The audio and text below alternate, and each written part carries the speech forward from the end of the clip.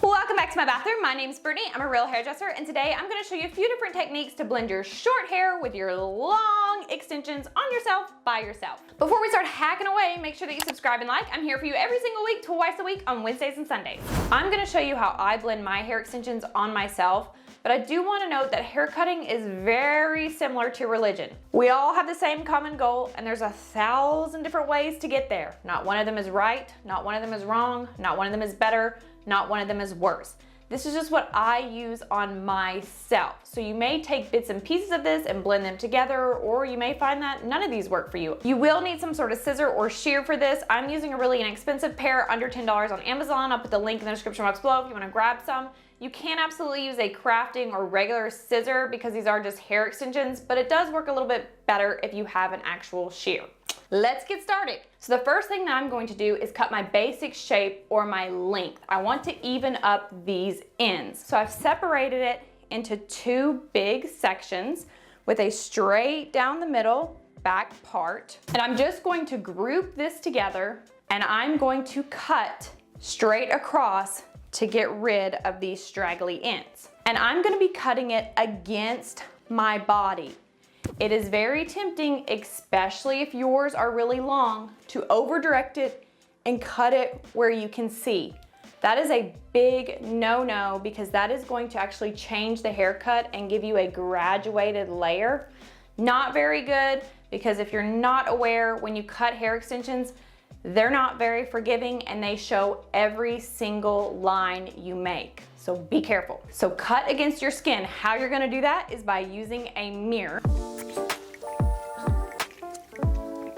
Now we're gonna match the other side.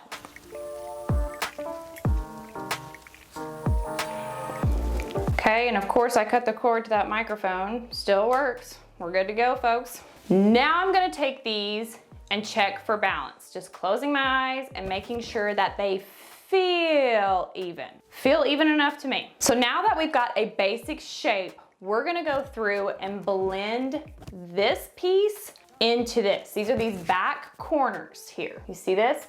And if your hair extensions are done properly, you should have these two little corners, because you can't put a hair extension there to cover it, or you'd be able to see the weft. So you're always gonna have this natural hair hanging out on these two back corners. You can't really blend these without actually cutting these, and this is your real hair. So if you have an issue with that, go ahead and skip this step. But for me, I wear hair extensions pretty much every day of the year, so I don't really mind what my real hair looks like, and we're not cutting much off. I'm gonna show you two different techniques, a different one on each side, on how to blend this corner piece into this long piece. So all you do is take these back corners here and then clip your hair extension back. You don't want to get confused and overwhelmed, so go ahead and put that in a pony. Yeehaw! Technique number one is very similar to slide cutting. So what we're going to be doing is taking our scissor or shear, opening them up and using the belly. This is the belly, this piece right here. So if this is my hair, this is my shear, I'm still focusing on the belly, and I'm gonna take it with my thumb and take this corner, starting about mid-shaft. You don't wanna start at the root because you're gonna have really short hair and it's gonna start sticking up on you looking real strange. Don't do that, okay? Start at the bottom or the mid-shaft. I'm gonna start in the mid-shaft. Here we go. Cranking, cranking, cranking, cranking. There's not a whole lot of hair coming off. Easy, easy, easy, easy, easy. And repeat. It is better to do this in very small steps versus yeehaw, just go to town on it. Please do not do that. We cannot put this back. Well, we can put this back, but it's just easier to do it right the first time. So here we go again, taking it, cranking it in a sliding motion. We're only taking off a very little bit of hair. I'm gonna do it one more time. So it's not a huge difference, but you can see how it's less blunt versus the other side. It kind of shaved off a little bit of that corner to make it blend. Now I'm gonna take this, and you can't over direct that, that's fine, and I'm going to point cut this. That means I'm working with the very tippy top of the shear or scissor, and I'm going up, up, up, up, straight up and down. You're not going diagonal. That's gonna remove too much weight. We're just trying to feather. So up, up, up, up, up. Just on the ends. Here we go, ready?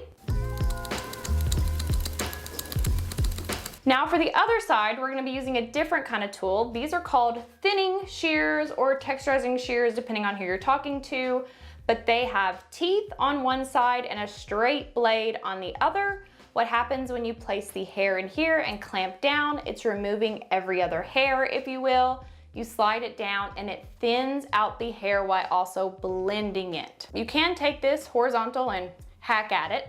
However, I prefer to always do mine vertical. That will eliminate any kind of harsh lines that this straight blade is going to make. So I'm gonna take this, comb it vertical, and same kind of technique. I'm starting in the mid shaft and I'm going to 1, 2, 3, pull it out. And it's removing every other hair. And you can see how much it softened the ends. Now let's take this down and see how it looks. I can see here on this side, I've got a little bit, so I'm gonna go through with my thinning shears. And a lot of that too is that golden color. I need to correct the color a little bit there and that will help. That's much better. Now we need to go through and do some face framing layers, because you can obviously see here, this is where my real hair stops, because I do have like kind of a mullet with my real hair, and then a drop off of weight. That is an obvious sign to outside people that this is fake hair. That's what we're trying to avoid. This is my real hair. Take your comb, take a section just like this. You want it to stop right where the ear starts. So go ahead and do that on both sides. Clip the rest of this back. We'll work on that later. I'm combing this and I'm going to over direct this forward. Take little crab claws here, come on in here, come on down. Here's my real hair. I'm going to slide my fingers down. My finger position is diagonal, not like this. That will trick your brain into cutting straight across. Keep it diagonal. It's hugging my face. I'm gonna open my shear or scissors and I'm going to do the same sort of technique that I did previously. I'm just gliding it and cranking it down while moving my finger position down. And gliding, gliding, gliding, gliding, gliding. Not taking a whole lot off. I know that looks like a lot, but I still have a lot here. We don't want to go in for the kill. Then you're just gonna have to throw another dang hair extension in there. I don't know. Same thing. Here we go. Gonna go in and glide this down. Crank, crank, crank, crank, crank, crank, crank, crank, crank. And I'm gonna do mine one more time. So same kind of thing. Diagonal. Crank, crank, crank, crank, crank. And I'm actually gonna cut this little length off right here, like such. Still not good enough for my liking. So now I'm gonna take little pieces. Oopsie, ooh, Girl Scouts had a little bit in there. I'm gonna take little pieces and start just texturizing it one by one. Taking that off, taking that off. So you can see how much better that blends. Instead of just being straight across, it's now diagonal, a nice face framing layer that's very soft. Now I'm gonna go in on the other side and repeat the process. Now depending on if you're right-handed or left-handed, it may be a little bit harder because it's going to be backwards, but take your time. Same kind of thing. And my layers on my real hair are actually shorter on this side because of these bangs. So there's my guide. I'm gonna start there and start cranking at this. Moving this forward.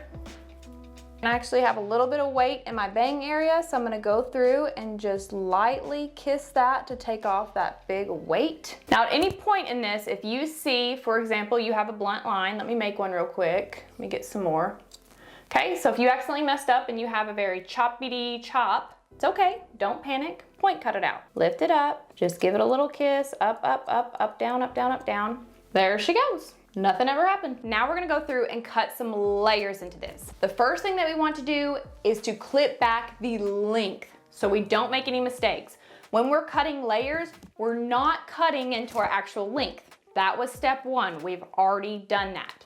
So to ensure that there are no mistakes, go ahead and take right above your ear, I would say like at least an inch or so around here. I'm going to again put this inside of a ponytail.